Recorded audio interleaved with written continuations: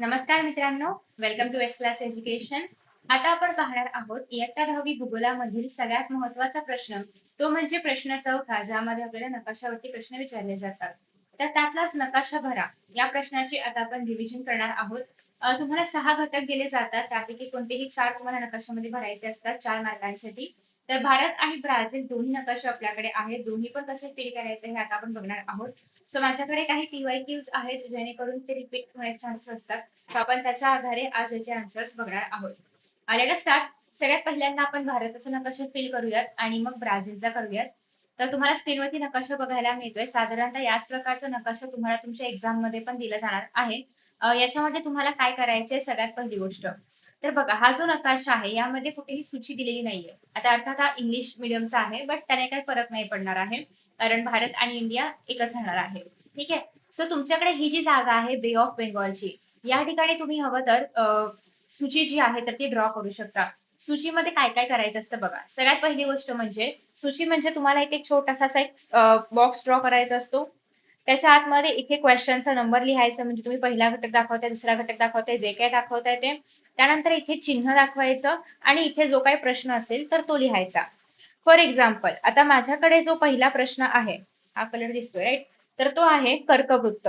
म्हणजेच काय करायचंय, भारतामधून जे कर्कवृत्त पास होतं ते मला दाखवायचं आहे. आता कर्कवृत्त आपण डॉटेड लाईननी दाखवू शकतो का? अर्थात. त्यामुळे मी इथे डॉटेड लाईनचा सिम्बॉल जो आहे तर तो दाखवते. सगळ्यांना माहिती असेल कर्कवृत्त जे आहे तर ते गुजरात, राजस्थान, मध्य प्रदेश आणि सो ऑन या सगळ्या राज्यांमधून पास होतं. साधारणतः जर आपण बघायचं म्हटलं तर कर्कवृत्त जे आहे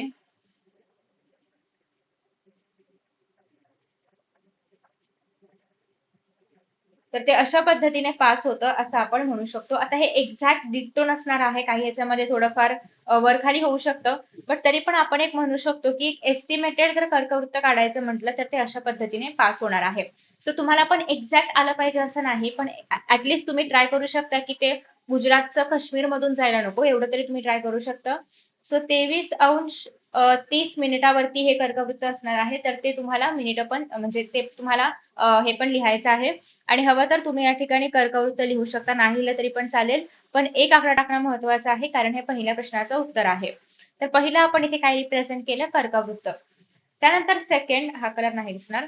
त्यानंतर सेकंड आता आपल्याला रिप्रेझेंट करायचं आहे, जे काही तुम्ही तुमच्या नकाशामध्ये दाखवणार आहात सगळं तुम्हाला इथे लिहायचं आहे.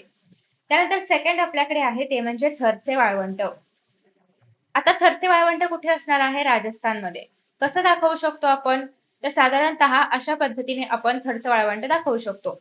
एखादा प्रदेश जर तुम्हाला दाखवायचा असेल तर तुम्ही भरलेला बॉक्स घेऊ शकता, किंवा स्लांट लाईन्स घेऊ शकता, हॉरिझॉन्टल लाईन्स, व्हर्टिकल लाईन्स, अशा पद्धतीने एखादा प्रदेश तुम्ही दाखवू शकता. आता या ठिकाणी बघा, हा जो पूर्ण भाग आहे राजस्थानचा, याला आपण काय म्हणू शकतो की या भागामध्ये काय आहे, थरचं वाळवंट. ठीक आहे. साधारणतः असा थोडासा हा भाग असणार आहे. ठीक आहे. एकदम एक्झॅक्ट नाही आला तरी पण चालणार आहे, पण तुम्हाला ऍटलिस्ट थोडाफार तो जो पार्ट आहे तर तो आला पाहिजे. हवं तर तुम्ही इथूनच बॉर्डर करायला येऊ शकता. आणि जसे क्रॉस तुम्ही सूचीवर दाखवलेले आहेत सेम त्याच पद्धतीने द्यायचे आहेत. आणि याला तुम्ही काय लिहिणार आहात, 2, म्हणजे हे 2चं उत्तर आहे. हे थोडंसं कर्व बिनसलेला असू शकतो, पण चालेल तरी पण, कारण आपल्याला फक्त थरचं वाळवंट दिसणं महत्वाचं आहे. 19-20चा फरक चालतो, कारण नकाशा आपण एक्झॅक्ट प्लॉट नाही करू शकत. त्यानंतर तिसरा प्रश्न असा असू शकतो की सगळ्यात जास्त घनता असणारे राज्य, लोकसंख्येची घनता असणारे राज्य, लोकसंख्येची दाट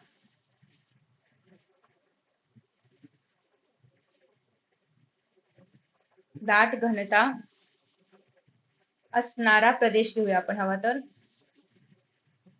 आता कोणतं दाखवायचं ते नाही सांगितले, मग तुम्ही कोणताही घेऊ शकता. फॉर एक्झाम्पल इथे आपण केरळ घेऊया. कोणतं दाखवायचं ते सांगितलंच नाही, असं तुम्ही केरळ घ्या, तुम्ही उत्तर प्रदेश घ्या, तुम्ही कुठलाही इतर प्रदेश ज्या ठिकाणी लोकसंख्येची घनता जास्त आहे ते घेऊ शकता. अगेन प्रदेश दाखवायचा आहे, केरळ लहान असल्यामुळे आपण याला कलरिंग करू शकतो. हा जर उत्तर प्रदेश किंवा मध्य प्रदेश असं काही दाखवायचं असतं तर मग कलरिंग करून उपयोग नाही, कारण एवढा सगळं वेळ जातो कलर करायला. आता या ठिकाणी केरळ लहानच आहे, त्याच्यामुळे पटपट कलर पण होऊ शकतं. आणि येस, जास्त घनतेचा प्रदेश तर आहेच लोकसंख्येबाबत. सो हे काय झालं आपलं तिसऱ्याचं उत्तर. त्यानंतर आहे आपल्याकडे पुढे ते म्हणजे चौथा प्रश्न. आता चौथ्या प्रश्नामध्ये काय सांगितलेलं आहे की तुम्हाला भारतामधलं कुठला पण एक राज्य दाखवायला विचारलं जाईल. फॉर एक्झाम्पल सिक्कीम दाखवायचंय. अगेन सिक्कीम हा पण एक प्रदेश आहे. सो तुम्ही ह्याला कसं दाखवू शकता? एका बॉक्समध्ये असे डॉट डॉट डॉट आहेत असं दाखवू शकता. आता या ठिकाणी ना तुम्हाला सिक्कीम बघायला मिळते. सो हे पूर्ण डॉट डॉट डॉट आणि ते वरती 4 नंबर द्यायचा आहे. याचा अर्थ काय की हे चौथ्याचं उत्तर आहे. त्यानंतर पुढे बघा, नेक्स्ट आपल्याला काय दाखवायचं आहे? भारताची राजधानी. राजधानी नेहमी याच सिम्बॉलने दाखवायची. राजधानीचं नाव नाही दिले तर तुम्हाला या ठिकाणी नाव द्यायचं आहे आणि तुम्ही त्या पद्धतीने राजधानी दाखवायची आहे. कुठे आहे बघा राजधानी? या ठिकाणी आहे. सो हे झालं तुमचं राजधानी 5वं. त्यानंतर 6वं आता आपल्याला दाखवायचं आहे ते म्हणजे काय दाखवूयात बरं आपण? 6वं प्रदेश झाला. ठीक आहे. 6व्या याच्यामध्ये आहे एक शिंगी गेंडा. एक शिंगी गेंडा म्हणजेच काय की एक शिंग असणारा गेंडा. कुठे बघायला मिळतं हे? भारतामध्ये आसामकडच्या भागामध्ये, अरुणाचल प्रदेश वगैरे त्या भागामध्ये बघायला मिळतं. आणि मी त्याला हवं तर अशा पद्धतीने एक उभा चौकोनने रिप्रेझेंट करायचं काम करणार आहे. सो या ठिकाणी तुम्ही बघू शकता की हा जो अरुणाचल प्रदेशचा भाग आहे किंवा जो आसामचा भाग आहे या ठिकाणी तुम्हाला मोस्टली एक शिंगी गेंडा जे आहे ते बघायला मिळतील. सो हे झालं आपले 6वं घटक. तर अशा पद्धतीने 6 घटक तुम्हाला या नकाशामध्ये दाखवायचे आहेत. 6 पैकी 4 दाखवायचे आहेत बेसिकली. आणि प्रत्येकाचं नाव लिहायचं आहे, सूची लिहायची आहे, चिन्ह काढायचं आहे. तरच ते आन्सर जे आहे तर ते पूर्ण मानलं जाईल. अदरवाईज तुमचे मार्क्स या ठिकाणी जाऊ शकतात. सो आय होप की तुम्हाला एक बेसिक आयडिया मिळालेली आहे नकाशा कसा ड्रॉ करायचा आणि ओव्हरऑल हवं तर तुम्ही या ठिकाणी स्क्रीनशॉट वगैरे काढून घेऊ शकता. तर हे झालं भारताबद्दलचं. तर ऑफकोर्स आपल्याला ब्राझील बद्दल पण करावं लागणार आहे. सो आता आपण ब्राझीलचा नकाशा जे आहे तर ते करायला घेऊयात. ब्राझील कुठे गेला? येस. आता बघा, अशाच पद्धतीने तुम्हाला ब्राझीलचा पण नकाशा दिला जाऊ शकतो एक्झाम मध्ये आणि सेम त्याच पद्धतीने आता इथे तुम्हाला जागा मिळते सूची वगैरे सगळं ड्रॉ करायला. तर पेन्सिलने छान आधी बॉक्स काढून घ्यायचा. मग इथे नंबर्स द्यायचे, इथे सूचीमध्ये जे काही चिन्ह असतील तर ती आणि पुढे त्याचं डिस्क्रिप्शन. नाव लेट स्टार्ट. मी हवं तर ही लाईन काढते कारण मला जागा जास्त हवी आहे लिहायला. ओके. सो आता पहिल्यांदा या ठिकाणी आपण दाखवणार आहोत पंपास. इथे नाही, इथे लिहायचं. पंपास गवताळ प्रदेश. आता मला एक सांगा, पंपास गवताळ प्रदेश पाणथळचा आहे त्याच्यामुळे मी असं एक झाड दाखवली लहान मोठी. आणि तो प्रदेश कुठे येणार आहे या ठिकाणी? पंपासचा गवताळ प्रदेश कुठे येणार आहे या ठिकाणी? थोडासा ब्राझील आणि थोडासा ब्राझीलच्या बाहेर. सो हा झाला आपलं पहिल्याचं उत्तर. त्यानंतर सेकंड आपण दाखवूयात ते म्हणजे काकाओ उत्पादक प्रदेश.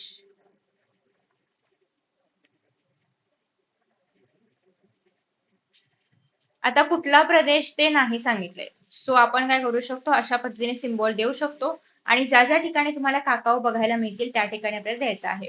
फॉर एक्झाम्पल इथे आसपास साओ पावलो, रिओ दी जेनेरिओ या भागामध्ये खूप मोठ्या प्रमाणामध्ये प्रोडक्शन बघायला मिळतं.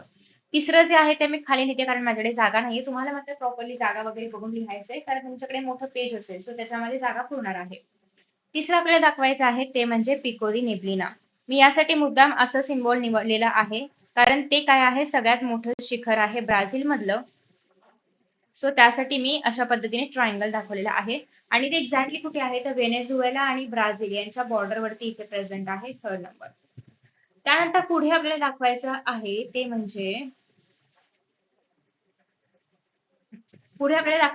म्हणजे सोनेरी तांबरीन.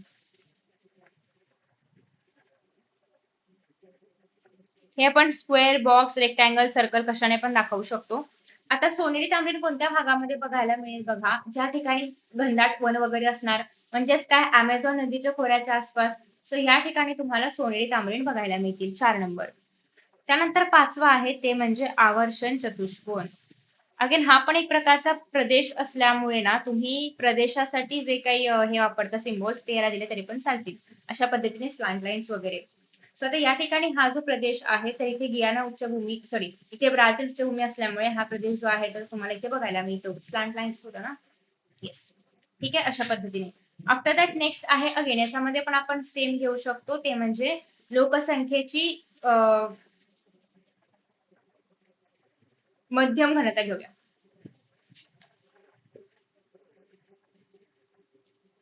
लोकसंख्येची मध्यम घनता असणारा प्रदेश. बाकी सगळ्यामध्ये तर तुम्हाला बघायला मिळतं ब्राझीलमध्ये लोकसंख्या खूपच विरळ आहे, त्याच्यामुळे विरळचं लक्षात ठेवायची गरज नाही. फक्त दाट आणि मध्यम वाला लक्षात ठेवा. आता याचं एक्झाम्पल येऊ शकतं ते म्हणजे सांता काटरीना. ठीक आहे. अगेन हा पण प्रदेश आहे, सो तुम्ही असं काहीतरी लाईन्स ड्रॉ करा, काहीतरी डॉट डॉट ड्रॉ करा किंवा काहीतरी असं फिल वगैरे करा, तर त्या पद्धतीने दाखवायचं आहे. आता सांता काटरीना ऍक्च्युअली तुम्हाला या प्रदेशामध्ये बघायला मिळेल. सो हे झालं आपलं 6व्याचं उत्तर. ठीक आहे. तर अशा पद्धतीने आपण भारत आणि ब्राझीलचा एक एक मॅप बघितलेला आहे. 6 पैकी तुम्हाला कोणते पण 4 घटक जे आहेत तर ते मॅपमध्ये प्लॉट करायचे असतात. खूप महत्वाचा हा क्वेश्चन असल्यामुळे सगळ्यांनी अटेम्प्ट करायचा, कोणीही स्किप नाही करायचा आहे. मोस्टली तुम्हाला यातलेच क्वेश्चन्स विचारले जातील. याच्या आधी तुम्ही खूप सारे व्हिडिओज अपलोड केलेले आहेत, ते चेकआउट करा. इव्हन क्वेश्चन बँक मधले पण मॅथ्सचे क्वेश्चन सॉल्व्ह करून दिलेले आहेत, ते पण नक्की बघा. आणि नक्की तुम्हाला हा व्हिडिओ आवडला असेल. Thank you so much and see you next session. Bye bye.